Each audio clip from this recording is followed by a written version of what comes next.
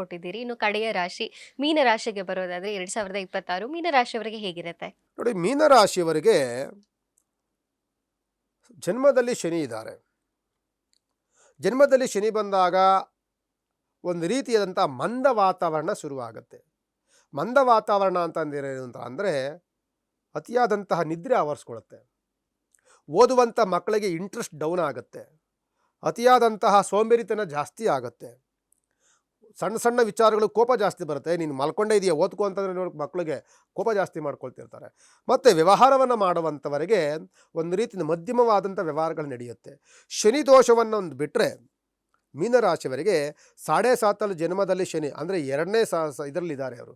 ಅಲ್ಲೇ 2.5 ವರ್ಷ 4ನೇ ವರ್ಷದಲ್ಲಿ ಶನಿ ದೋಷದಲ್ಲಿದ್ದರೂ ಸಹ ಮೀನರಾಶಿಯವರಿಗೆ 2026 ಒಂದು ರೀತಿಯಾದಂತಹ ಮಧ್ಯಮವಾದಂತಹ ಅನುಕೂಲವನ್ನು ನೋಡುವಂಥ ವರ್ಷ ಖಂಡಿತವಾಗಿ ಮೀನರಾಶಿಯವರಿಗೆ ಸಿಗುತ್ತೆ.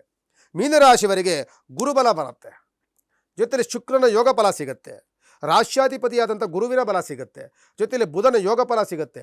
ಅದೃಷ್ಟದ ವರ್ಷವಾಗತ್ತೆ.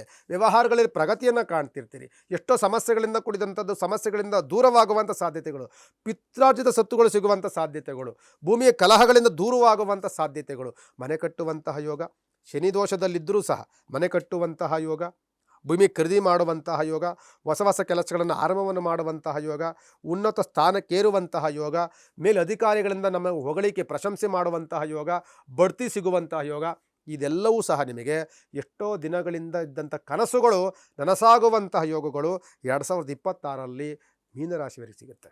ಮೀನರಾಶಿಯವರ ಆಲೋಚನೆ ಚೆನ್ನಾಗಿದೆ, ಅವರು ಮಾಡುವಂತಹ ವ್ಯವಹಾರಗಳು ಚೆನ್ನಾಗಿದೆ. ಇನ್ನೊಬ್ಬರ ಬಗ್ಗೆ ಕೆಟ್ಟದಾಗಿ ಮಾತನಾಡೋದಿಲ್ಲ ಇವರು. ಒಂದು ರೀತಿಯಾದಂಥ ನಾನಾಯಿತು ನನ್ನ ಕೆಲಸವಾಗೋ ಆಯಿತು ಅನ್ನುವಂತಹ ವ್ಯಕ್ತಿಗಳಾಗಿರುವಂತಹ ಮೀನರಾಶಿಯವರು ಅಧಿಪತಿಯಾದಂಥವನು ಗುರುಗ್ರಹ, ದೋಷದಲ್ಲಿರುವಂಥವನು ಶನಿಗ್ರಹ.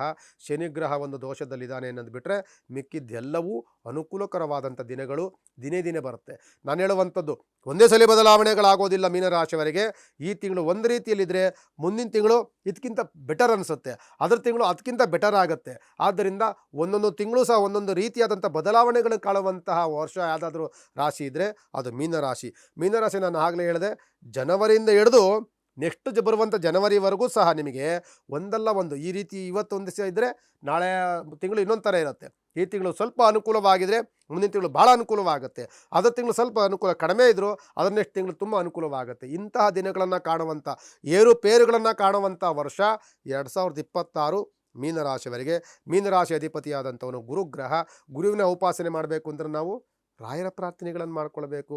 ರಾಯರ ಪ್ರಾರ್ಥನೆಗಳು ಮಾಡ್ಕೊಳ್ಳೋದಕ್ಕಿಂತ ಮೀನರಾಶಿಯವರಿಗೆ ಆಧ್ಯಾತ್ಮಿಕ ಒಲವು ಜಾಸ್ತಿ. ಇವರಿಗೆ ಪೂಜೆ ಪುನಸ್ಕಾರ, ದೇವರು ಒಂದು ಸಂಸ್ಕಾರ ಇದೆಲ್ಲವೂ ಹೆಚ್ಚಿನದಾಗಿ ಮೀನರಾಶಿಯವರಿಗೆ ಅವ್ರಿಗೆ ಮೈಗೂಡು ಬಂದಿರುತ್ತೆ.